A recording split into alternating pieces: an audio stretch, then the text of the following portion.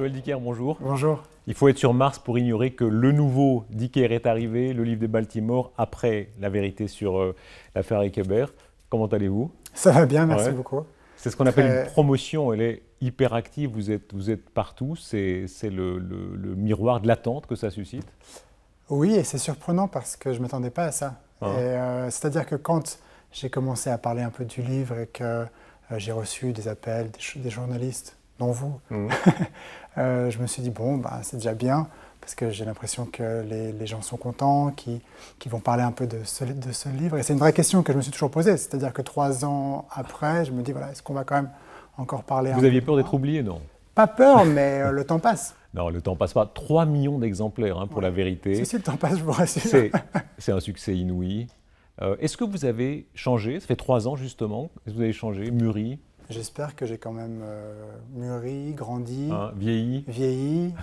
J'ai acquis une expérience considérable dans l'édition, dans le monde des livres. J'ai voyagé beaucoup. J'ai découvert comment le marché des livres se passe au Brésil, ou en Allemagne, ou en Italie. Vous avez voyagé partout, on en parlera tout à l'heure. La Suisse aussi vous vend comme produit d'exportation, pour ainsi dire. Je voyais que l'Express vous compare à Federer. Il y a très peu de Suisses qui ont acquis un tel public dans le monde. Qu'est-ce que vous avez appris pendant ces 3 ans? J'ai appris vraiment que le livre est un produit assez unique, je crois, dans ce monde aujourd'hui où tout se vend de façon au fond très banale, où tout n'existe plus vraiment parce qu'on peut commander des choses en ligne qui arrivent chez vous, qui n'existent que sur le disque dur de votre machine, ordinateur, téléphone, peu importe ce que c'est, alors qu'il y a dans le livre encore cette valeur de l'objet. Le succès à 30 ans, on dit souvent, il y a des gens qui ont du succès tardif, vous c'est un succès précoce, quoi. C'est pas la même chose. C'est pas la même chose, c'est un succès qui vient. Alors je sais qu'il y a des gens qui attendent beaucoup plus longtemps que moi, mais c'est quand même un succès qui intervient après presque 10 ans avoir écrit tous les jours, tout le temps, essayé. Donc il y a quand même, avant le succès, il y a quand même beaucoup de travail. Et ça, je pense que pour moi, ça a été une protection très importante. Est-ce que je l'aurais vécu de la même façon si, au premier coup, du jour au lendemain, j'écris un livre et qu'il y a un succès immense? Peut-être que ça aurait été pour moi quelque chose de très différent. Vous êtes cohérent avec vous-même, vous êtes un écrivain en mouvement, vous décrivez la manière dont vous avez écrit ce nouveau roman, dans les avions, dans les hôtels, en bougeant, vous n'êtes pas l'écrivain isolé dans sa chambre, c'est votre manière de faire. Et oui, mais parce que j'ai quand même dû, à un moment donné, me rendre compte que ma réalité allait être, pour ce que je pensais être les prochains jours ou semaines, mois, qui sont devenus 3 ans ou presque, ça a été pour moi très important d'apprendre, je devrais dire, apprendre à écrire partout. Ce qui avant pour moi était un exercice, qui nécessitait beaucoup de temps et beaucoup de calme. Tout d'un coup, je me retrouvais à devoir le faire très vite, pas très vite, mais c'est-à-dire sur des laps de temps plus courts, dans l'avion, dans le train. Et c'était important parce que la finalité pour moi, c'était d'avoir un livre qui soit là. Parce que la promotion, c'est très bien, et on apprend des tas de choses, et il y a des bons côtés, mais ce que j'aime, c'est écrire. Un livre très vivant. Alors, dès les premières pages du livre de Baltimore, vous faites une comparaison assez étonnante avec la colonie de vacances. Vous dites, un livre, ce n'est pas une chose close, etc. Les personnages arrivent, c'est bruyant, c'est vivant. C'est assez frappant comme comparaison. Oui, mais parce que je crois qu'il y a ça vraiment, que pour moi, le plaisir du livre, quand je lis un livre, c'est vraiment le plaisir de me dire, tiens, il y a les personnages qui sont là, qui jaillissent, qui existent, le temps, les odeurs, tout est là. Et c'est quelque chose que je recherche aussi quand j'écris, parce que j'ai l'impression que si je veux que mes lecteurs, comme c'est le cas pour moi quand je lis le livre d'un autre, si je veux que mes lecteurs retrouvent ces odeurs et les sens de la vie et les couleurs du temps et des nuages et des personnages, il faut que je sois le premier à les ressentir. Parler d'un livre sans déflorer, c'est toujours compliqué, on va pas... Bonne enfin, chance. quand même, des personnages... Premier personnage, peut-être les États-Unis, c'est ce qui m'a le plus frappé. On le savait, mais on découvre à quel point le monde américain vous est familier, il a compté pour vous. La famille, 2 familles dont vous racontez l'histoire, c'est d'abord les États-Unis. Oui, et vous avez raison de dire que c'est le premier personnage de ce roman-là, encore une fois, parce qu'il y a pour moi dans le terreau et dans la culture américaine, dans la taille du pays, dans le fonctionnement du pays, une source et une place qui est importante pour moi. Ça ne veut pas dire que je passerai ma vie à écrire des livres qui se passeront aux États-Unis, mais que c'est pour l'instant une entreprise que j'ai commencé avec Kepler. Les 5 qui viennent avant se passaient tous en Europe. Et Kébert a été a été un premier livre que j'avais envie de placer aux États-Unis. Et en ayant fini Kébert, avant qu'il paraisse, avant le succès même, j'avais envie de continuer un deuxième, voire un troisième, mais je verrai ce que je fais, dans cette voie-là. C'est-à-dire utiliser l'espace américain qu'on a moins ici. Il y a surtout une idée de l'espace géographique, la taille du pays qu'on n'a pas, parce qu'on a les montagnes, on a le lac, on se cogne un peu sur les frontières, on a la France, et l'Italie, l'Allemagne, enfin tout est très... On a l'impression que parfois qu'on manque un peu de place. Et en Amérique, il y a cette possibilité de s'évader qui me frappe. La famille que vous décrivez, c'est une double famille, hein, les Goldman pauvres et les Goldman riches, pour faire simple. Votre narrateur est chez les pauvres, mais il est très fasciné par ce monde des Goldman qui ont réussi. Et là aussi, l'espace, hein, la richesse américaine, elle est large, et ça frappe beaucoup dans vos descriptions. Oui, c'est vrai, peut-être que les États-Unis sont aussi un bon terreau pour le roman, parce qu'ils ont une tendance au gigantisme qui est, si on le rapportait à l'histoire, à l'exagération. Et ce qui parfois est un bon mécanisme, parce que quand vous exagérez, vous arrivez à avoir votre lecteur qui vous dit « Mais attends, vraiment, qu'est-ce que c'est que ça ?» Et c'est vrai que dans, par exemple, la Genève protestante, plus discrète, j'aurais de la peine à avoir des personnages aussi extravagants, je dirais. Ça vous a frustré, ça, parfois, en Suisse? Je me souviens vos descriptions de l'école telle que vous l'avez vécue, parfois subie en Suisse, où on est quand même beaucoup plus restreint, on ose moins s'exprimer comme le font les Américains. Mais ça, je ne sais pas si c'est l'école ou si c'est la Suisse. Il y a des mauvaises écoles partout. Il y en a en Suisse, il y en a des bonnes aussi. Et il y a beaucoup de mauvaises écoles aux États-Unis où le système scolaire est, à part dans les grandes écoles. Vous êtes assez méchant sur les profs, hein, on y reviendra. Il y a toujours des profs qui écoutent ce genre d'émission, donc ça leur fera plaisir. Mais je ne crois pas que la Suisse soit plus petite ou moins capable que les autres. Au contraire, plus je voyage, plus je me rends compte à quel point on a en Suisse, on a un savoir-faire, on a une qualité de vie, on a des valeurs qui sont un mot aujourd'hui, on a un peu peur de dire valeur, qu'est-ce que c'est, etc. Parce qu'on a l'impression que c'est un gros mot, et pourtant c'est ce qui nous fédère, je crois. Ce qui fait qu'en Suisse, on parle 4 langues, et moi, quand je dois aller à Lausanne, je me dis voilà, c'est très loin, et on a ce truc on est très lié à notre canton, à notre ville, mais au fond, on a un pays qui fonctionne bien malgré toute la diversité, et je crois que c'est parce qu'on a des valeurs qui sont les mêmes, et qui dépassent la question de savoir si on parle la même langue, ou si on mange la même chose. Quand vous revenez ici, vous aimez encore la Suisse? Plus que jamais. Plus que jamais. Plus que jamais parce que je crois qu'en m'éloignant un peu de la Suisse, j'ai compris au fond ce que c'est que la Suisse. Et c'est fascinant de voir à quel point on a un pays qui fonctionne bien. Et c'est fascinant aussi de réaliser l'identité suisse quand on est hors de la Suisse. Parce que quand on est à Genève, on est genevois. Quand on est dans le canton de Vaud, on est vaudois. Et j'ai envie de vous dire, un point c'est tout.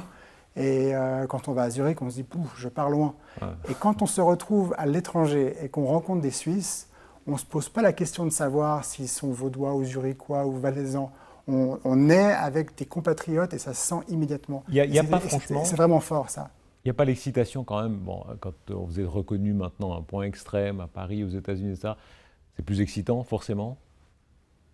Mais non, parce que l'un ne va pas sans l'autre. Et je ne peux pas exister sans mon identité suisse. Quand on me présente, je suis un écrivain suisse. Et je voyage avec un passeport suisse. Et quand j'ai la chance de passer dans une ambassade à l'étranger, c'est parce que la Suisse. Et rien de tout ça n'aurait de sens s'il n'y avait pas la Suisse qui est là avec ça. Et c'est vraiment un mélange de beaucoup de choses. Mais quand je suis à l'étranger, je suis au fond un Suisse en voyage. L'histoire de cette famille que vous décrivez, les Goldman de Montclair, classe moyenne, quoi, et puis ceux de Baltimore qui sont très fortunés, à qui tout réussit apparemment, hein, ambitieux, intelligents, brillants, généreux, enfin ils ont tout pour eux. Et puis l'irruption d'un personnage, peut-être un deuxième, qui est la jalousie, qui est un personnage très fort. Il y a des pages extraordinaires où vous décrivez ce sentiment de l'envie inavouable pour un petit enfant qui se dit « Ah, si j'avais ces parents-là plutôt que les miens ». Oui, parce que la question de la jalousie, et peut-être encore plus maintenant pour moi que j'ai eu du succès, une question qui me travaille. Parce que la jalousie est un sentiment qu'on ne peut pas expliquer. Et moi, je suis quelqu'un de très jaloux, par exemple. Et j'en parlais avec Bernard Defallois il y a quelques semaines. Il me disait « Mais non, vous n'êtes pas jaloux ». Et je dis « Mais bien sûr ». Jaloux de quoi? Mais jaloux de tout et n'importe quoi, parce que la jalousie, elle ne s'explique pas. Je suis jaloux du type qui court plus vite que moi quand je fais ma course dans la rue, parce parce que c'est comme ça, et parce que la jalousie n'est pas forcément c'est pas forcément une énergie qui est mauvaise, c'est une énergie qui vous emmène aussi, qui vous dit, ben, tiens, j'aimerais être meilleur à ça. Ça, c'est votre côté compétitif, hein? Sûrement, Ouais. sûrement, ouais, complètement. Mais la jalousie peut aussi avoir des côtés très mauvais, très forts, très empoisonnants pour une vie. Vous allez très loin dans la description des mauvais sentiments, hein, parce que tous ceux qui sont d'origine modeste ou plus ou moins modeste ont souvenir de ça, hein, voir des gens riches et se dire « Ah, si c'était moi Et des pages terribles, vous dites effectivement, le regret de ne pas avoir d'autres parents, par exemple, ça c'est… Alors, ce n'est pas moi qui le dis Bien pour sûr, moi, c'est évidemment. votre narrateur, ouais. Mais c'est le narrateur. Mais c'est vrai qu'il y a beaucoup de questionnements. Et le personnage de Marcus John se pose beaucoup de questions qui peut-être l'empêchent de se mettre… qui peut-être lui permettent, je devrais dire, de projeter sa jalousie, de projeter ses envies sur quelqu'un d'autre. Et de se dire, ben voilà, si j'ai pas ça, c'est pas de ma faute, c'est mes parents. Ouais. Et l'envie est quelque chose qui est aussi très intéressante parce qu'elle suscite dans la tête des gens. Parce que souvent, le fantasme qu'on a d'une situation ou d'une personne ou de la vie d'une personne ne correspond en rien à sa vie. Et ça, c'est très intéressant aussi. Et c'est ce dont je parle un peu dans le livre, de voir quelle est l'image qu'on se fait de quelqu'un, quand en fait, dans la réalité, cette image est complètement différente. La jalousie, vous l'avez subie aussi? Vous la subissez? Sans doute, oui. Vous la voyez? Je la vois de temps en temps. Ouais. Qu'est-ce que ça suscite? C'est de bonne guerre. C'est de bonne guerre. Ça vous fait plaisir? Ça vous fait jubiler, franchement, parfois? Non, pas du tout. Non, c'est de bonne guerre parce que c'est un sentiment que je connais. Ouais. Donc, je ne peux pas en vouloir aux gens de le ressentir. Dans une précédente émission, on parlait de vos études de droit. Et à l'époque, vous aviez des camarades qui sont devenus des avocats, peut-être qui gagnent de l'argent, mais enfin qui sont d'obscurs avocats. Alors que vous êtes pas. Il y a un petit sentiment de revanche quand même, parfois de jubilation, de se dire on fait bisquer les jaloux.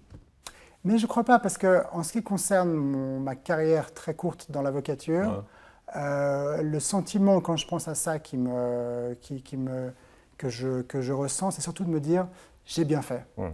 J'ai bien fait de ne pas céder au moment donné où voilà, ce n'était pas simple, de me dire au fond, je devrais peut-être faire ça, je devrais peut-être suivre ce chemin qui est tracé et qui me permettrait d'avoir une vie assez sympa.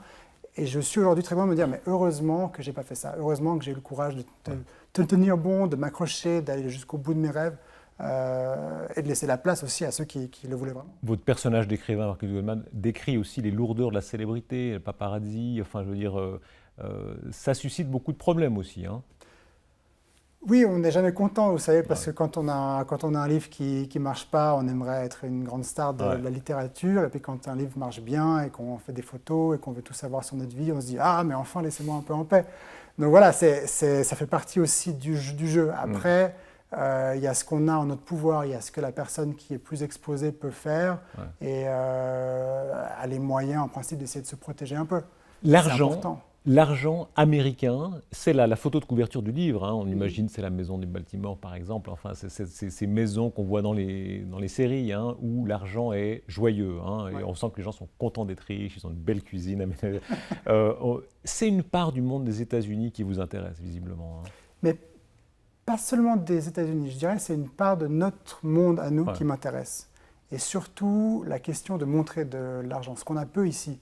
Parce qu'ici, les grandes familles sont discrètes, on essaie de ne pas montrer. Ce qui est à l'opposé aux États-Unis, mais qui est quelque chose qui se voit de plus en plus, quand on a de l'argent, ça veut dire qu'on a bien travaillé, qu'on a réussi, et il faut le montrer.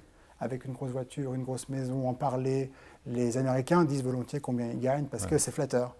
C'est important pour eux. Ça veut dire qu'ils sont des gens puissants, qui ont réussi, qui sont bien. C'est bien pour vous, ça? Non, c'est pas bien, mais ça m'interpelle parce que c'est ce qu'on voit de plus en plus. C'est ce qu'on voit aujourd'hui, où les gens ont besoin de se montrer, ont besoin de se raconter, essayent de faire croire que, par les Facebook, par les Twitter, par ce genre de choses, de se créer une vie qu'ils n'ont pas, ou de faire croire que… Et ça, c'est intéressant, je trouve. Et c'est intéressant parce qu'aujourd'hui, je trouve que l'argent est vraiment devenu un des moteurs. Vous me direz que ça a probablement toujours été le cas, mais j'ai l'impression aujourd'hui plus qu'avant, parce qu'on le montre beaucoup plus. Parce qu'on se montre en vacances, on se montre chez soi, c'est ma voiture, c'est ma montre, c'est ma vie. C'est une idée qui vous retient beaucoup, hein. Ça m'a frappé dans beaucoup d'interviews que vous donnez. Vous dites les réseaux sociaux, cette image que les gens veulent donner où ils sont tellement heureux, alors que si on gratte, ils ne le sont pas.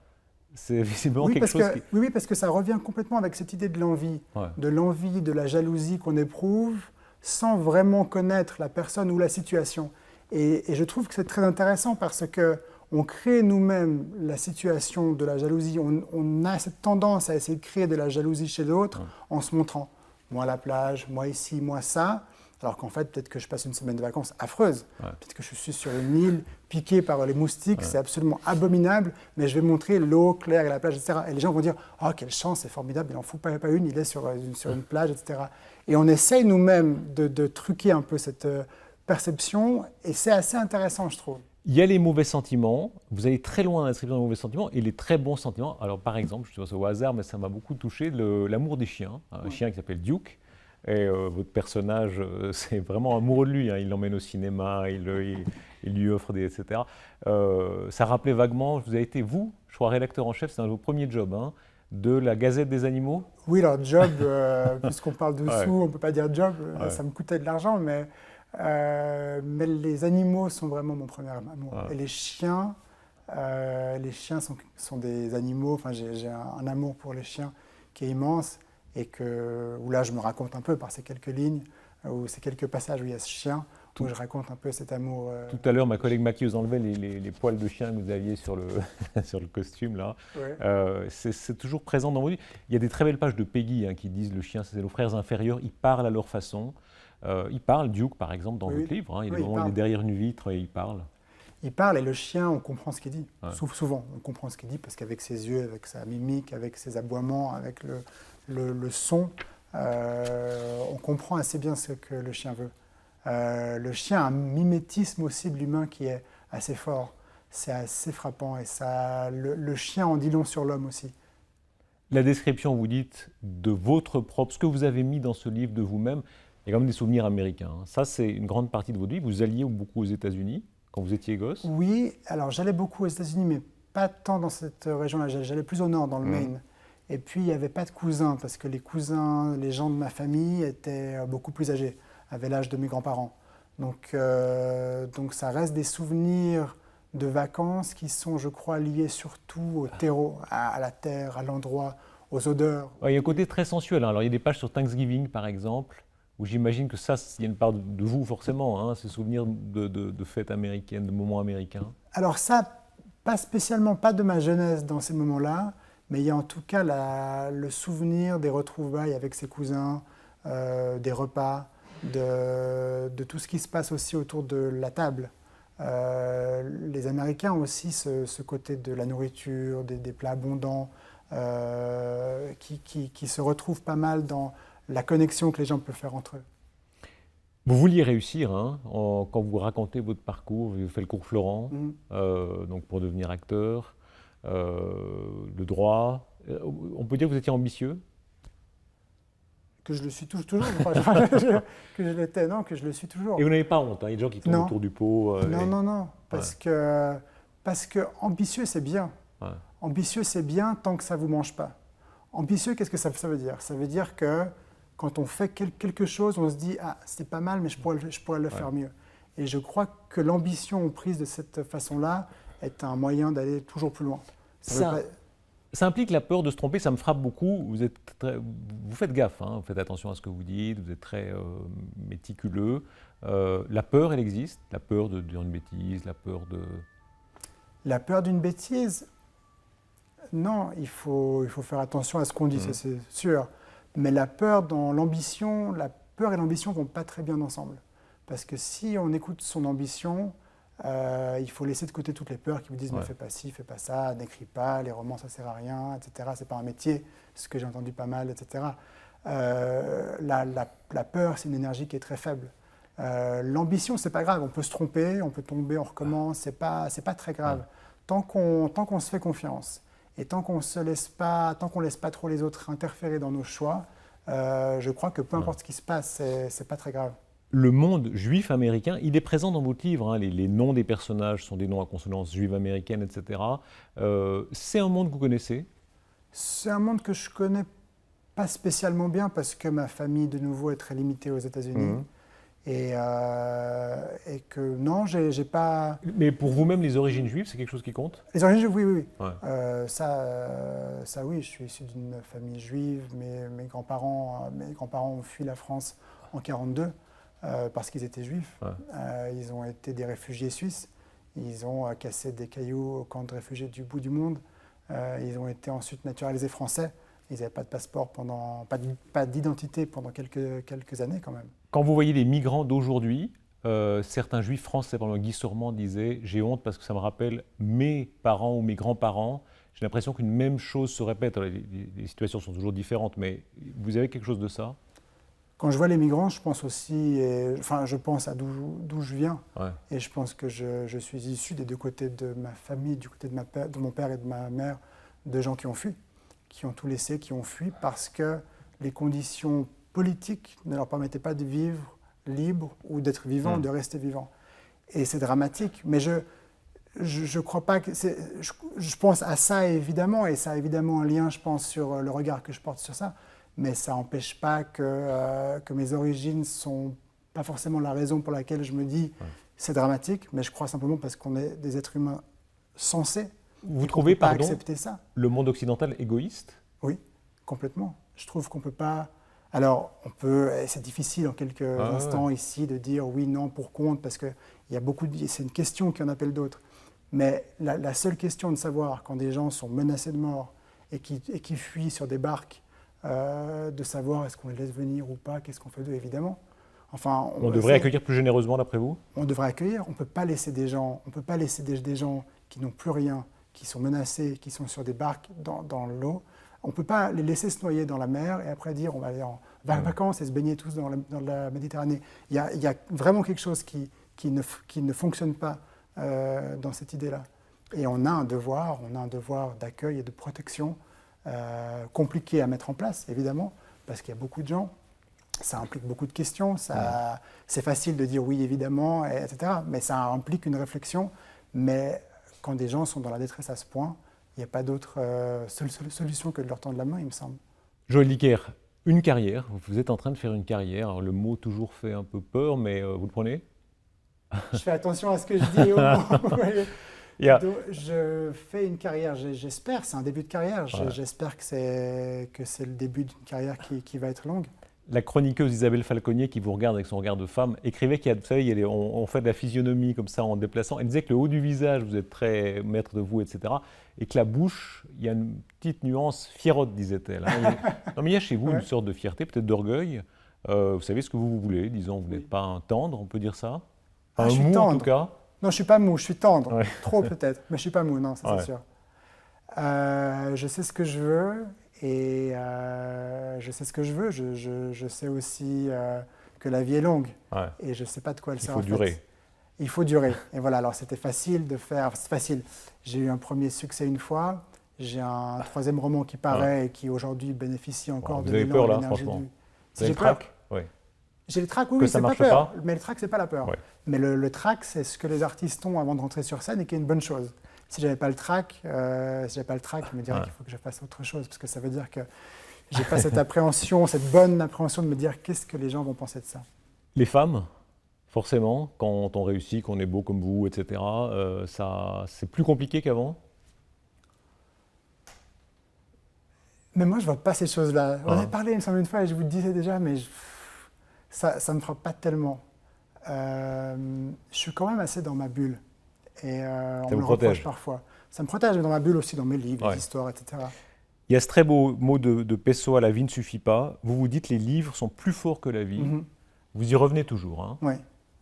Oui, et c'est vrai. La vie ne suffit pas, c'est sûr. C'est sûr, on a besoin de vivre autre chose. On a besoin d'aller en dehors de notre existence. Et la littérature, depuis toujours, est, je crois, le moyen le plus accessible et le plus réel. Parce que quand on lit un livre, en tant que lecteur, c'est nous-mêmes qui nous permettons de quitter notre enveloppe, notre corps, et de nous mettre dans la peau de gens, d'autres pays, d'autres mondes, une époque même qui change. Et c'est en ça que c'est très fort, que c'est beaucoup plus fort que le cinéma, où le cinéma vous impose un rythme et une image et des lieux que la littérature, alors que la littérature, elle vous laisse un choix immense. Merci Joël Dicker. Merci à vous. Le livre de Baltimore, bien sûr. Merci beaucoup. Merci.